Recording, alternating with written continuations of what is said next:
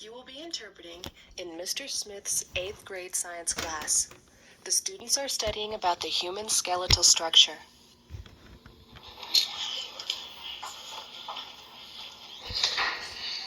Okay, good. Okay, guys and girls, bone development. The other day in class, we started talking about some of the functions of bone. We said the bone has 5 main functions. There are 5 things that your skeletal system does for your body. Do you remember this discussion? Can you name one for me? Can someone name one? Tiffany? Okay, the bone system allows for movement. Let's write some of these down. Okay, number 1, it allows for movement. Okay, what else does the skeletal system do for our body? Yes? Storage minerals. Oh, wonderful. Storage. Storage of minerals. What are some minerals that we store, by the way, when we in our skeletal system? Some useful minerals or things that we store. Name one. Calcium. Calcium. Okay, good. Name another one. Minerals. Yeah, good. Minerals. That's great. Well, we got calcium. Is there another one that you remember our discussion with? Vitamins. No, vitamins and minerals are 2 different things. We have a group that's going to tell us all about that in a couple of weeks. Okay, we mentioned calcium, silicon, and we also mentioned phosphorus. Are some things that we mentioned in class. Okay, let's go on. Number 3. What's the third thing that the skeletal system does for us, Scott? Supports the body. It does.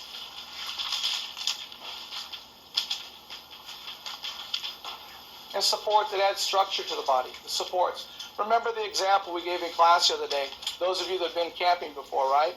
We had the tent laying out, and it's all ready to go, and we're gone camping, but we forgot the supports. We forgot the little fiberglass or the aluminum poles that hold it up. How successful are we going to be in making the tent, other than if you go out and get some sticks out of the woods, right? If you forgot your supports, what's the tent going to do? It's going to lay there. We can understand, or we can imagine what our bodies would look like without the skeletal system, how much we could get done. Yes, Tiffany? Makes blood cells. Wonderful answer. What are the 2 types of blood cells that we know that it makes? Red. Kama, you got it? Red cells and white blood cells. What do red blood cells do for you, Kama? What do we need red blood cells for? Can you tell me? They transport oxygen to the body. Wonderful answer. Transports oxygen. Even transports carbon dioxide back out of the body, right? Good. Transports gases. What do white blood cells do for us? What do white blood cells do? Yeah, go ahead. They help clean out your body from all bacteria and stuff. Very nice answer. Very nice. It helps clean the body, keeps it cleaned out. Bacteria infections, things like that. Hey, number 5. What's the 5th thing that the skeletal system is going to do for us, Brad? It protects us. Okay, good. It protects us. How does it protect us? How does the skeletal system protect us, Daniel? It protects the organs by because it's hard and Okay, give me an example of an organ that's protected by the skeletal system. Go ahead, name one. Okay, the heart's protected by the organ system. Name another one. Okay, the lungs are protected. Never mind. What? Okay, your stomach is down here, okay, but it is semi-protected by the rib cage. Go ahead. the brain. Okay, the brain's another really important one that's protected. Okay, let's stop there. Okay, guys and girls, these are the 5 functions of the skeletal system. Now, what we need to do is we need to talk about the beginnings of the developing of the bone itself. Now, when you guys and girls, when we were all born, when we first came into this world, our bones were not exactly the way they are now. Anybody have any idea of what our bones were probably like when we were born? Gary? Smaller. Okay, smaller? That's true, much smaller. Donna? Fragile. Excuse me? Fragile. You know, we say fragile. We say that the bones of a baby are real fragile, but you know, that's really not true. That's really, really not true. And there's a reason for that. That's where we're headed. Go ahead. Flexible and surrounded by more cartilage. Okay, did you hear what he said? Say it again. Flexible and they bend more easy. They're flexible, they bend more easy. You said that they were surrounded by... More cartilage. Okay, he's almost there. They are flexible and they do bend more easily. But are they surrounded by more cartilage? Cartilage. I think the proper way to say it is what? They are. They are mainly cartilage. The bones of a young child's body are mainly made up of cartilage. Matter of fact, the way the bones harden or solidify themselves is by adding what to them? And you guys have told me already those things. Okay, good. Say it again. Calcium. Okay, calcium. Say it again. Minerals, good. Calcium, minerals, phosphorus, silicon, all those things added. We know that if we add minerals to the bones, just like we do if we add minerals to the rocks, what's going to happen to the bones? Say it again. They're going to harden. That's why rocks are so hard, is because they have minerals in it. Put your chair down. Would you break my chair? Okay, the rocks are so hard because of the mineral content in them, and your bones are so hard because of the mineral content also. Guys and girls, if we took a bone and we boiled it, or leached out or pulled out the minerals out of the bone, what could we do with the bone? If it isn't brittle or hard, what could we do? Yeah, bend it, yeah. Guys and girls, we could take a bone and we could tie it into a knot and it wouldn't break. Whoa! We could tie it in a knot and it wouldn't break. So, developing bones. Most of them start out, all little babies, start out with cartilage. Mostly their body's made up of cartilage. Now, where can I find cartilage on my body? How can I see an example of what cartilage is really like? Your ear. Okay, everybody go. Get yours. Okay, right here. Where else? Where else? Go. Your nose. Your nose. Tip of your nose. Do this. Tell me something about cartilage now. Tell me something about cartilage. What do you know about cartilage now? Go. Okay, it's what? Okay, she said it's bendable. You may not have heard it's bendable. Yeah? Hurts when you pull it. Yeah, it hurts when you pull it. Go ahead. It's softer than bone. Softer than bone, bendable. Flex maybe. It's very flexible and bendable. It's squishy. It's squishy. Guys and girls, I think it's amazing though. Even though it is softer and bendable, it does still support. It does still hold up and support. It has shape. It supports the muscle or the flesh around it. So cartilage does have some neat characteristics. If you want to see cartilage up close and personal, next time you eat chicken or chicken breast, go down to the very tip of the breast there, and you got that white rubbery stuff. Ooh, yeah, that's it. That's the cartilage. Ooh's the cartilage. Now, let's talk about a developed bone or the bone structure itself. Now, what I've got up here is an incredible, probably a world-famous picture of a bone that I drew up there myself. I want you to know I did this myself. I did. Okay. Thank you. Throw money now. Okay, here we go. Now, let's talk about some of the different structures. First of all, there's the white out here that surrounds the outside of the bone. It tends to be a sleeve that surrounds the bone. What do we call this sleeve? Does anybody look ahead in their book? No? No? Oh. Everybody say the word. Just a minute. Everybody say the word periosteum. Periosteum. One more time. Periosteum. Periosteum. Periosteum is a protective sleeve that surrounds the outside of the bone. So if we look over here, by the way, what's the longest bone on the human skeleton? What is it? Femur. Say it again. Yeah, the femur. Yeah, good. So if I take this femur or any bone here, and I look at this bone right here, if I look at this bone is going to be surrounded by a sleeve or a membrane that's called the periosteum. Now, what's the purpose, or what do you think we could get out of the periosteum? What do you think the purpose of that bone structure could be?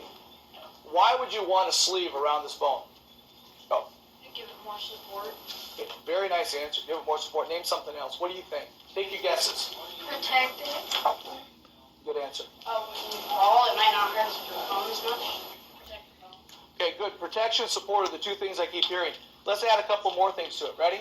The periosteum allows food, oxygen, and nutrients to get to the bone by traveling underneath of itself. It allows it to get to the bone. Let's just say, let's say that Eric goes out for track. Let's say Eric goes out for track. He becomes this great long jumper, and during practice, he's running down the runway. He gets to the board. He's counting a step. He's going 1, 2, 1, 2, 3, 1, 2, 3, 4, 1, 2, 3, 4. Off the board.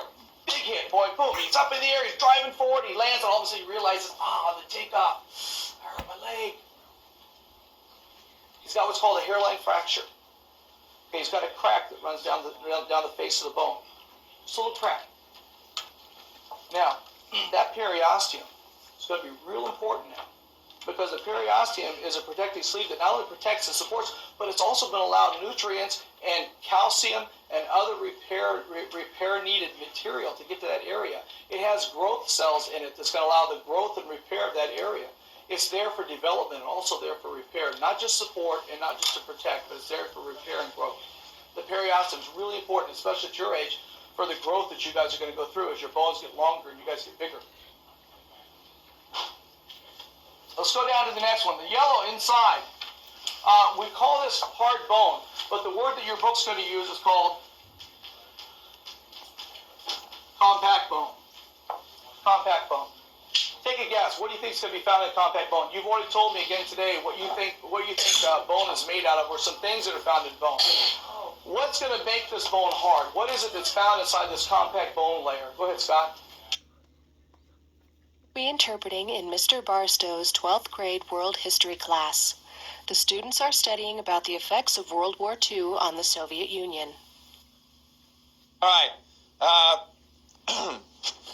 Anyway, the end of World War II came. Probably the Soviet Union was, without a doubt, the most strongly impacted of all the nations or countries involved. The Soviet Union and then Russia. And to give you an idea, and these are figures that were released by the Soviet Union at the end of World War II to the United Nations. Since these were released in 1945, most people say they've been doctored. And I'll explain what I mean by doctored in a little bit. This, like I said, was reported by the Soviets during what they called World War II, the Great Patriotic War. Between 20 and 30 million dead. That would be mainly civilian, not all military, obviously. Total or partial destruction of 1,700 towns, 70,000 villages. There again, the distinction between town and village would be a demographic distinction, like probably population. Anything under 2,000 would be a village. Anything over 2,000 would be a town. So that's what that refers to. 6 million buildings, 84,000 schools, 43,000 libraries, 31,000 factories, 1,300 bridges, 137 tractors, 49,000 combines, 7 million horses, 17 million cattle, 20 million hogs, and 27, and I just threw in 3 sheep, just for the heck of it. Now, reactions to that. Not funny if you're a sheep. Yeah, I wouldn't be laughing if I was a sheep, I know. But what, just initial reaction to those numbers? Sincerely aghast. Sincerely aghast? Yeah. No, like I said, no other country, with the possible exception of Germany. Mainly because of the depth of penetration of the Wehrmacht.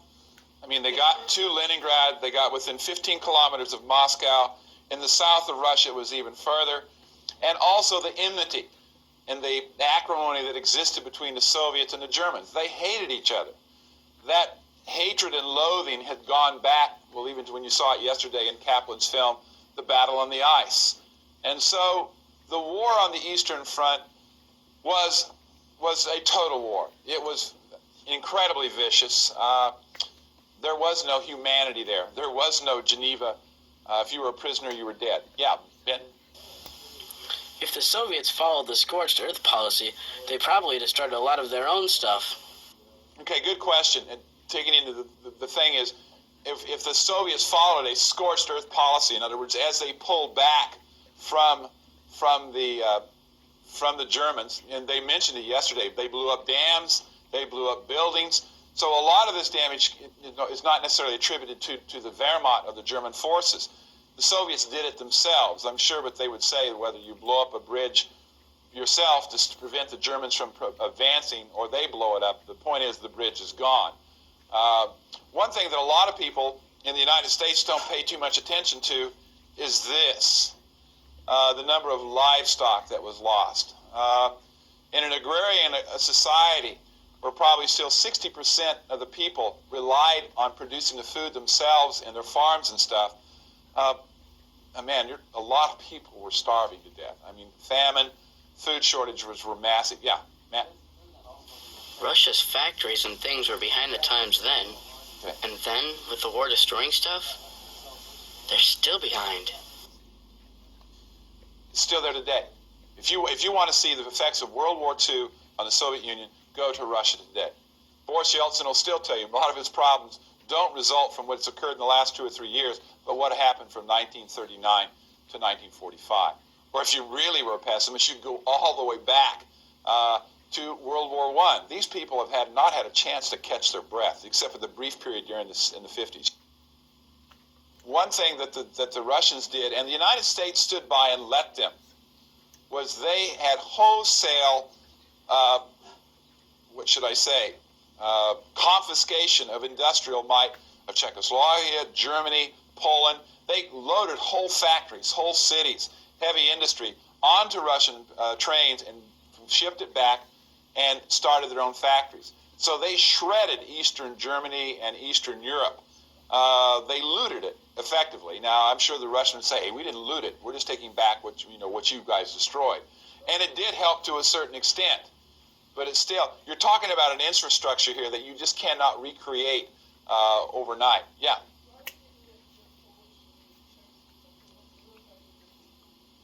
No. To answer your question, they didn't see that. Obviously, the Czechs had been taken over when Hitler marched into the Sudetenland. He went in there because there were Germans along the border. So yes, he suppressed the Czechs. But the Russians, I don't think, ever saw the Czechs, maybe the Slovaks since they were Slavic, but the Poles, even though they were Slavic, they didn't feel any special kindred to them. It was still Russian for Russians, and you guys can finish on the seconds.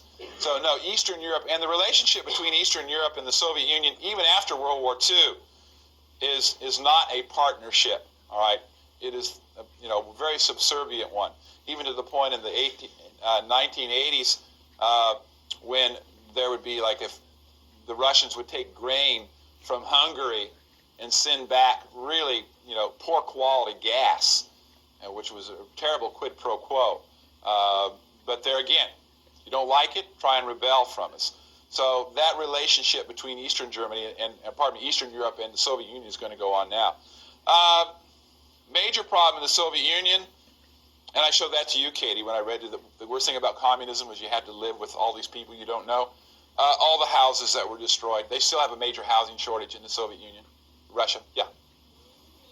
So, I'm wondering, for like the cattle, what percentage of all the Soviets' cattle were destroyed? Okay, as far as percentages, of total cattle population, it's a good question. I would say probably anywhere from 35 to 40%. Okay, and that's sort of a ball. Yeah, go ahead, Dean.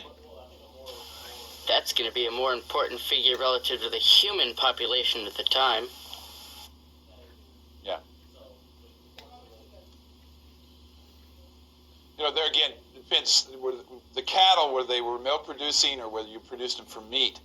Most cattle at this time were used for not so much for meat, which was rare. Even today, if you go to the Commonwealth, independent states, if you had meat once a week, it's rare, and then it's some kind of sausage and maybe some chicken. So you won't have beef.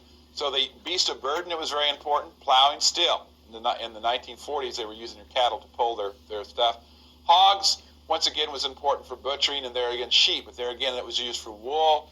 It was used for a number of items, not so much for killing for in other words, they were seen as a replenishable resource, not necessarily where you kill them. These things, all right, can be rebuilt, can be replaced, but probably the biggest loss, and there again, at any war, is, and you may not be able to see this too well, this is out of your book, and this is Soviet war losses. And what it is it looks at the population. And it says Soviet war losses in World War II were about 20 million. That has been upwardly revised to around 35 million now, because we found out about 3 years ago that the Soviets lied about the number of people died during World War II. Some people in the United States said they're exaggerating those numbers. Not that many people died. As it turns out, they were downplaying it. They lied. There were actually more people killed. Why?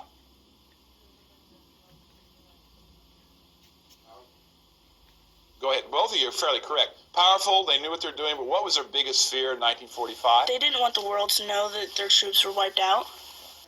There were elements in the American Army, General George Patton, that really didn't want to stop at Germany. He realized that the Soviet Union was going to be our opponent after World War II, and he would have liked to kept right on marching to Moscow. He knew that he could. Unfortunately, peacemongers like Eisenhower and people like that wanted to get out and get our boys home and start building the suburbs as quickly as possible, and start the baby boomers from coming around. Yes, indeed. Thank you, Dad. Start those people coming back, and so they were scared to death that they were going to be invaded again. So they were making loud noises. Now, not that many people were killed, only 20 to 30 million.